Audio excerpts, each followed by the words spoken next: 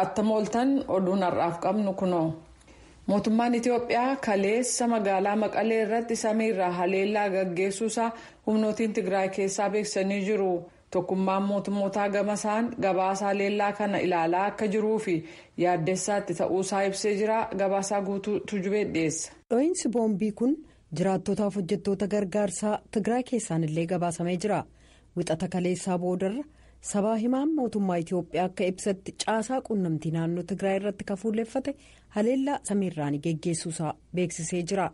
Tokkummaan mootummootaa gabaasaalee sana xiinxalaa jiraachuu beeksise. We're still trying to verify the details of the airstrikes, but we are deeply concerned about the potential impact on civilians who reside or work in the affected areas. Dhiibbaa inni jiraattota naannoo jiraatan yookaan hojjetan irratti qabu laalchisee akkaan nu yaaddesse. Magaalaa Maqalee irratti haleellaan samiirraan raawwatame walitti bu'iinsa kaaba Itiyoophiyaa akkaan hammeessuun muummicha barreessaa isaan yaaddessee jira. Qaamni martinuu siiviilota yookaan caasaalee siiviilii irratti fuulleffachuurraa akka of qusatan yaadachiisaniiru. Muummichi barreessaan dubbiif wal barbaaduun akka dhaabatu irra deebi'anii waamicha dabarsaniiru. Paartileen martinuu nageenya uummataaf dursa akka kennan akkasumas deddeebii boba'aa dabalatee gargaarsa namoomaa murteessaa ta'eef daandiin akka saaqamu gaafataniiru jedhan. Torban darbe humnoonni Tigraay waraanni Itiyoophiyaa naannoo Amaaraa keessaa isaan baasuuf duula lafoo eegaluusaa dubbatanii jiran. Mootummaan federaalaa Itiyoophiyaa loltoota naannoo Tigraay waliin lola erga eegalee waggaa tokko guutuuf deema. Muummichi ministeeraa Itiyoophiyaa Abiy Ahmed baatii sadaasa darbee haleellaa maadhee waraanaa federaalaa irratti loltoonni TPLF'if amanamoo ta'an raawwatan jedhaniif deebii kennuuf jecha loltoota Tigraayitti ergan. Hiriirtonni kuma hedduu fi waraanni Sudaan wiixata kaleessaa dabalatee guyyootii walitti aanan sadiif masaraa pireezidaantii biyyattii biratti hiriiranii jiru. Xiinxaltoonni akka akeekkachiisanitti mootummaan ce'umsaa siviilotaan hoogganamu kun rakkoo dabalaa dhufe kan isa mudataa jiru waan ta'eef aangoorraa buusuu mala. Guutummaa biyyattii keessatti hokkarri hammaataa akka jiru yoo ta'u hoogganoonni mootummaa muddamsa kana qabbaneessanii waliigalteerra ga'uuf mala barbaachisu dhahuu qabu jedhu xiinxalaan siyaasaa Hassan Haji Ali. Muummichi ministeeraa Sudaan Abdallaa Hamdok kaabinee isaa hanga tokko keessa deebi'ee ilaaluun ministeerota haaraa muuduu yookaan mootummaa ce'umsaa kana keessatti lakkoofsa ministeerotaa dabaluu qabaa jedhaniiru Aliin. Sudaan bara 2019 pireezidaant Albashir aangoorraa ega darbamanii booda mormitoota waliin wal ta'uudhaan mootummaa ce'umsaa ega hundeessite as rakkoo siyaasaa jabaa keessa seentee jirti. Baatii fulbaana darbe warra Albashiriif amanamoo ta'aniin yaaliin fonqolcha mootummaa gaggeeffame ega fashalee as kaabinee siviilotaa keessatti jijjiiramni akka ta'u gareen waltaatotaa raafama keessa jiru waliin mootummaa gaggeessuuf gaafataa jiran.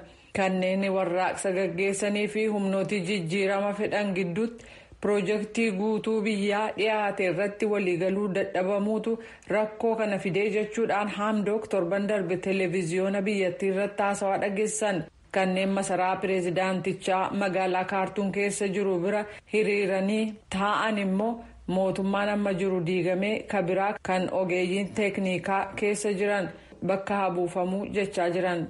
Kan dhaggeeffataa jirtan raadiyoo sagalee Ameerikaa sagantaa afaan Oromooti. Kooriyaan kaabaa kipxataa har'aa misaayila baalistik SLBM jedhamu kan doonii bishaan jala deemurraa yaaliif dhukaastee jirti jechuun waraanni Kooriyaa kibbaa gabaasee jira. Kunis Kooriyaan kibbaa yaalii dhukaasa walfakkaataa baatii tokko dura ega gaggeessite booda ta'uusaati.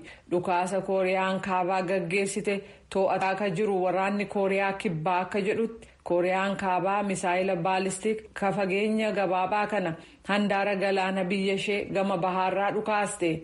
Misaayilli kunis fageenya kiiloomeetira 430 hanga 450 lafarraa immoo ol fageenyi isaa kiiloomeetira 60 furguggifame jechuun dhaabbati oduu Kooriyaa kibbaa ibsee jira. Ga'umsi hooggansa Yuunaayitid Isteets keessaa kan ilaaleen yaaddi uummataa ka biyyootii 50 ta'an keessaa funaaname akka agarsiisutti biyyattiin bulchiinsa pireezidaant Baayiden ka baatii darban 6 keessatti deebitee fooyya'uu ishee agarsiisaa jedhamee jira. Dhaabbati Gaalap jedhamu bara 2020 bulchiinsa pireezidaant Tiraamp jalatti qorannaa biyyootii 108 keessatti gaggeessan Hoogganni Yuunaayitid Isteets inni yeroo sanaa dhibba keessaa gara harka 30tti gadi bu'uusaa agarsiisee ture. Sana booda garuu amma fooyya'uusaa gabaasee jira.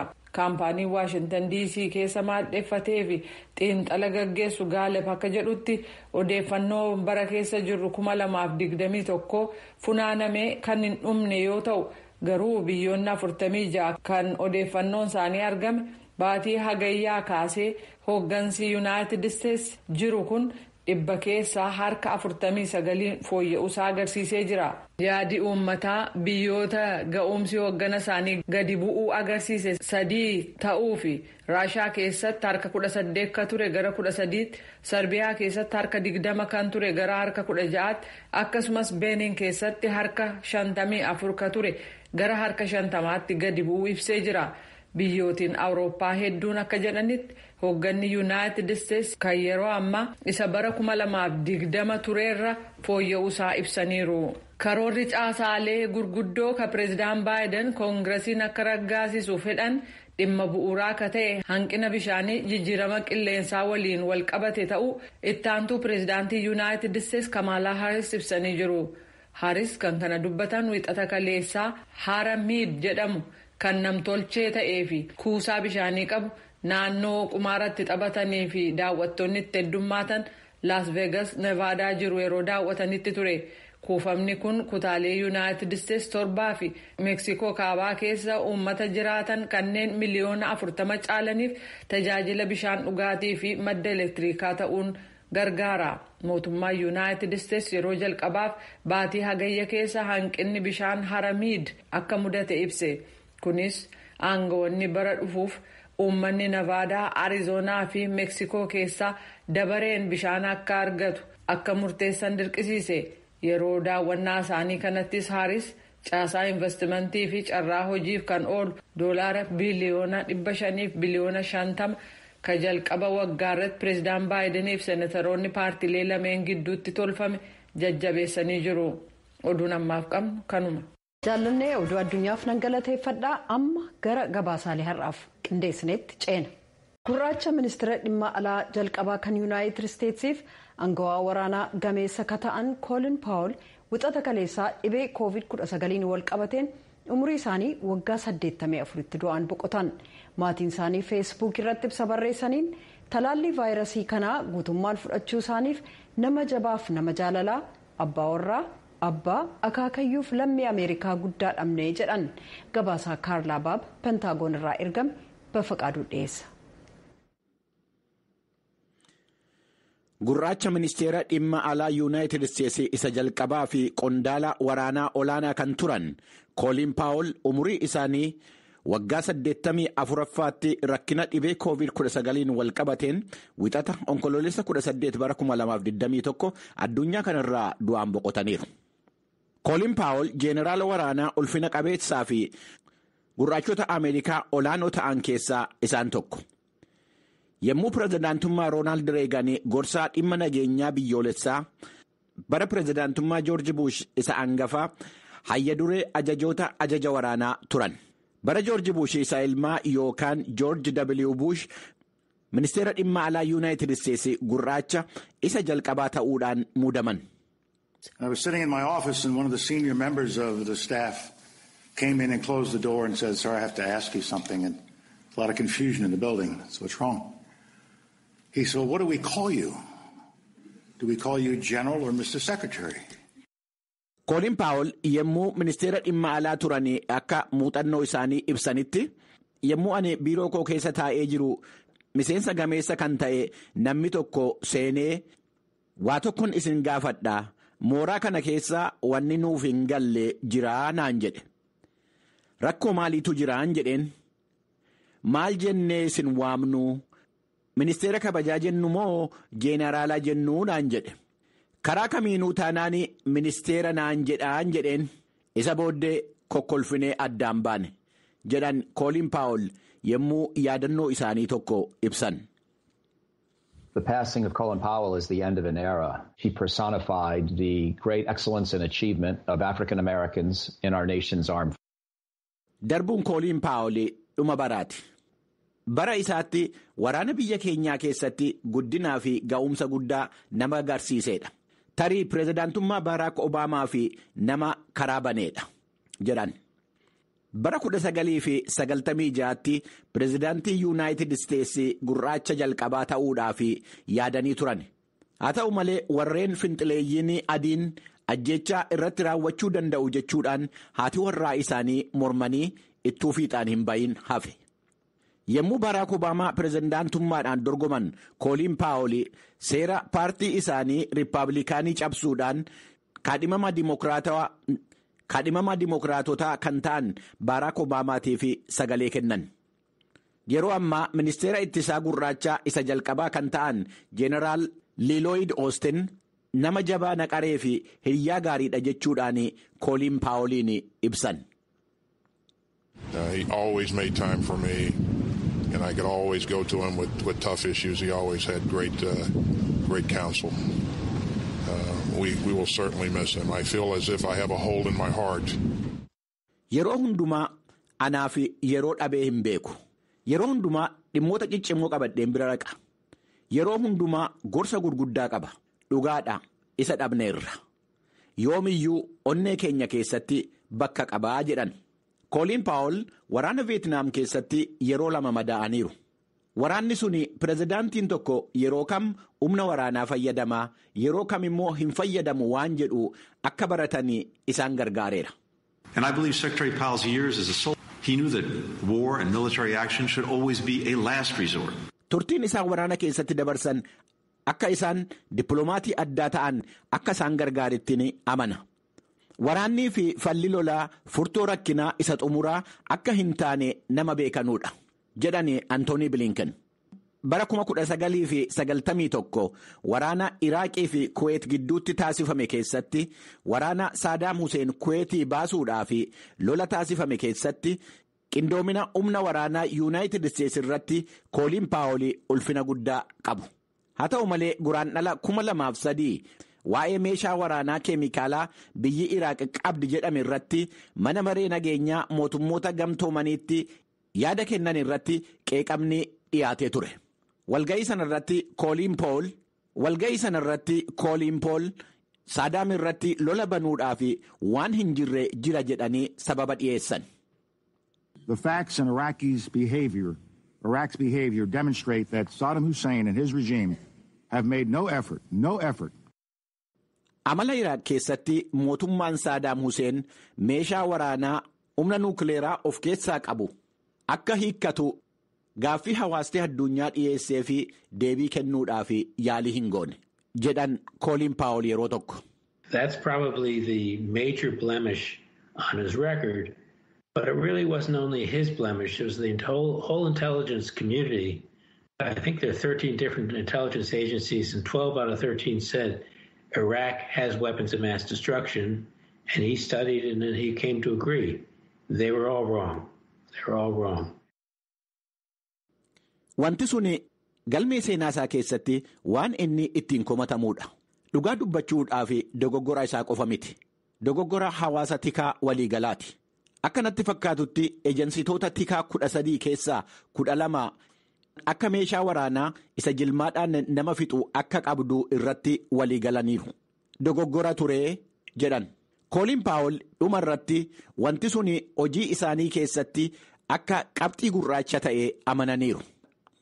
Guyyaa har'aa Riippaabilikoonnii fi Dimookiraatonni akka nama ulfinaatii fi gootatti ol kaasanii kabajaa jiru. Hojjettoonni talaallii COVID-19 hin fudhanne kana booda hojjechuun hin eeyyamamuuf mindaa isin argatan jechuun ibsa mootummaan Zimbaabuwee dilbata darbee baase hoogganoonni waldaa hojjettootaa aariidhaan deebii kennan. Kunis biyyattiin Afrikaa Kibbaa talaallii sana laalchisee shakkii jiru dura dhaabbachuuf qaama tattaaffii taasifamuutii jedhamee jira. Gabaasaa Kolombos Mavungaa jaalannee dhiyeessa.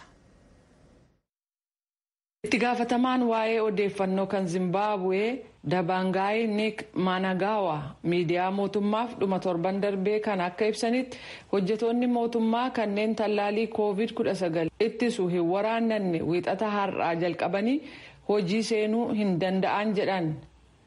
There is no extension to the deadline of 15 October, when civil servants are expected to all have been vaccinated, fail of which those who are not vaccinated would not be allowed to work. Akka tallaalamaniif beellamni onkololeessa 15tti qabamee ture waan dheereffamuuf hin qabu. Kanaaf kanneen hin tallaalamin seenanii akka hojii gaggeessaniif hin eehamamuuf jedhan. Kana malees kanneen hin tallaalamin hafanii fi hojii seenuu hin dandeenye kun mindaan hin baafamuuf. Amantaan jirus kan hin hojjanne mindaan hin baafamuuf ka jedhu jedhan. Hojjetoota mootummaa keessaa harka caalaa ka ta'an barsiisonni akka jedhanitti guyyaan dhumaa tallaalii kana argachuuf kenname jimaata darbe yookaan onkololeessi 15 kan mootummaan qofaan murtaa'edha jedhu Takavafiraa Zaahu waldaa barsiisota Zimbabwee isa Progressive jedhamuuf pireezidaantiidha. Isaanis akka jedhanitti. Fundamentally, there was no agreement initially over the issue of vaccination. Our position as workers. Bu'uurumaa kaasee dhimma tallaalii kanaa kan ilaaleen waliigalteen tolfame hin jiru. Miseensonni waldaa kanaa akka tallaalaman jajjabeessuu inni jedhu itti fufa. Akkasumas ejjennaa keenya. Garuu kana gochuun keenya akka waan tallaalamuun dirqama yaada jedhu faallesseetti ilaalamuu hin qabu. Ejjennaan keenya ifa. Tallaalii dirqamaan otoo hin taane fedhii ofiin fudhatamuu qaba. Tallaaliin kun hangam quubsaa akka ta'e hubachuu qabna. Miseensota keenya tallaaliin kun attamitti qaamni isaanii dhukkuba ofirraa ittisuuf akka isaan dandeessisu ibsamuufii qabaa jedhan. Mootummaan Zimbabwee erga sagantaa tallaalii kennuu baatii guraandhala keessa jalqabe as ummata biyyattii miliyoona 2,472,859 tallaaluusaa ibsee jira. Zaahuun akka jedhanitti lammiiwwan Zimbabwee tallaalii kana fudhachuu sababaa didaniif qabu. Kana immoo mootummaan dursee hubachuu qaba. Kunis sababaa amantii qabee hanga tallaalii kana ilaalchisee beekumsa dhabuu yookaan tallaalii chaayinaa irraa galfaman Siinovaakii fi Siinofaarmi jedhamanirraa amantaa dhabuu dabalataa jedhan. Waldaan hojjetootaa dhimma kanarratti gara mana murtiitti deemuu fi yeroo yaadu kanatti hojjetoonni mootummaa hundi hojii seenuu itti fufuu qabu jedhan Zaahuun. The members will only stop going for work if there is a formal letter from Public Service Commission dismissing them. But even with that formal letter, it will still be challenged because its legality. Koomishina tajaajila uummataa biraa xalayaa hojiirraa ari'amuu isaanii ibsu hanga isaan hin geenyetti miseensonni waldaa hojjetootaa hojii dhaabuu hin qaban. Xalayaan sun ifatti isaan dhaqqabus deemsa seeraa kan hordofe ta'uunsaa seeraan ilaalamuu qabaa jedhan. Barsiisonni kun haamileen isaanii cabee eegaa ka jiran yoo ta'u hiyyumaa fi gadadoo keessatti hojjetoota mootummaa ta'uun isaanii itti fufaa jedhaniiru. Zimbabwee keessatti yeroo ammaa namoota vaayirasii koronaan qabaman 100,000 fi 32,333 kan qabdu yoo ta'u 4,657 immoo vaayirasii kanaan du'uu weerara dhukkubichaa addunyaarraa qorataa ka jiru waaltaan odeeffannoo yuunivarsiitii Jaan Hapkins ibsee jira. Hojjetoonni mootummaa keessumaa barsiisonni daree seenanii ennaa barsiisan faca'ina dhukkuba COVID-19 ittisuuf waan itti gargaaramuu qaban ga'aan hin jiru jechuun yeroo dheeraaf komee dhiyeessaa turan. Mootummaan Zimbabwee garuu weerara kana ittisuuf waan gargaaru mara dhiyeesseen jira jechuun ibsaa jira. Waa'ee uummata Oromoo kana beektu laata? Seenaa aartii tiyaatiraa Itoophiyaa waggaa 100 keessatti gaheen dhalattoonni Oromoo hagam akka ture irratti hundaa'uudhaan marii waayiloonni keenya dhaabaa wayyeessaa yookaan namoo daandiif Bafaqaaduu Morodaa taasisan kutaa sadaffaaf inni xumuraa ittaanee dhiyaata. Obbo Dhaaba, obbo Namo, tiyaatira Itoophiyaa yemmuu jennu namoonni kakka'an keessaa tokko siigaa kutaa tokkoffaa sagantaa kana irratti dubbannee turre. Inni waan haalamu miti. Ittaanee immoo akkuma Itoophiyaa waliigalaatti kan kaasuu dandeenyu namni Oromoo tokko tiyaatira Itoophiyaa gaafa kaasnu Tsaggaayee Gabramadiin hirraafachuu hin dandeenye. Jibbinus jaallannuu fi achi keessatti urjii ta'ee nama ifuudha. Mee waa'ee tiyaatira Itoophiyaatiif waa'ee Looreet Tsaggaayee Gabramadiin siinis immoo hojii keessatti walitti dhufeenya hin qabdan yoo jiraate mee achirraa jalqabnu qophii keenyarraa kan. Gaarii Looreet Tsaggaayee Gabramadiin nama baay'ee guddaadha. Guddaa yeroo hin jedhu beekumsa isaatiin, hojii isaatiin, dandeettii isaatiin nama baay'ee guddaa, nama fagoo ga'ee, nama wanna hedduu ilaaledha. Tsaggaayeen barreessaa diraamaalee qofatoo hin taane qorataadhas. Qorataa iddaa Afrikaa keessumaa waa'ee qaroomina Afrikaa saganamaa hedduu nama yeroo isaa irratti dabarsee namoota akkas warra Egyptologist jedhaman akka Sheek Anta Diyooffaa namoota biraa wajjin. Warra bara sana hojjetaa ture qorataa turedha. Tsaggaayeen gama diraamaatiin immoo nama diraamaalee Sheekispeer akkasuma tutuu hin taane gara afaan Amaaraatti sadarkaa guddaatti walaloodhaan akka Sheekispeer godhe inni immoo Amaarinyaadhaan walaloodhaan nama barreessedha. Diraamaalee guguddoo kanaaf Tsaggaayeen. Amma ibsu nama dadhabsiisutti nama dandeettii guddaa qabu nama barachuu qofatu hin ta'in nama dandeettii uumamaa jabaa nama qabudha Tsaggaayeen. Hojii kee keessatti wal argitanii beektu, wal haasofsiiftanii beektu. Gaafa dukkanaan duuba ani qophii isaarra jirrudha. Kan namni fidee Tsaggaayee wajjin akka wal barru godhe namni isa beeku namoonni isa beekanii gara bakkaan itti hojjedhu fidaneennaan akkasitti wal barree eega sanaati.